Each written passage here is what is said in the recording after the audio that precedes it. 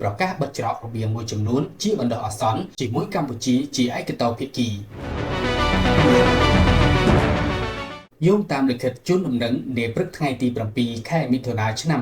2025របស់ស្ថានអគ្គកុងស៊ុលកម្ពុជាប្រចាំខេត្តស្រះកែវប្រទេសថៃភាគីថៃបានប្រកាសបិទច្រកតំបន់និងច្រករបៀងមួយចំនួនជាបណ្ដោះអាសន្នជាមួយកម្ពុជា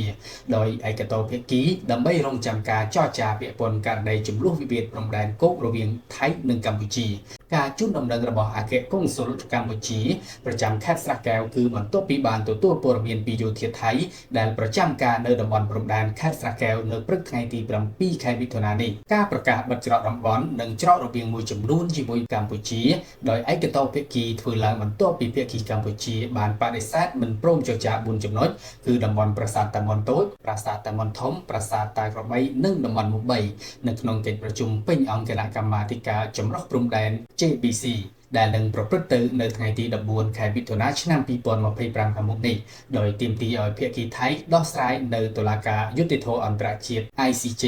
បើតាមការបញ្ជាពីស្ថានអគ្គកុងស៊ុលកម្ពុជាប្រចាំខេត្តស្រះកែវច្រកតំបន់ច្រករបៀងនៅតាមបណ្ដាខេត្តនានានៅជាប់ព្រំដែនថៃកម្ពុជាក៏ត្រូវបិទជាបណ្ដោះអាសន្នផងដែរ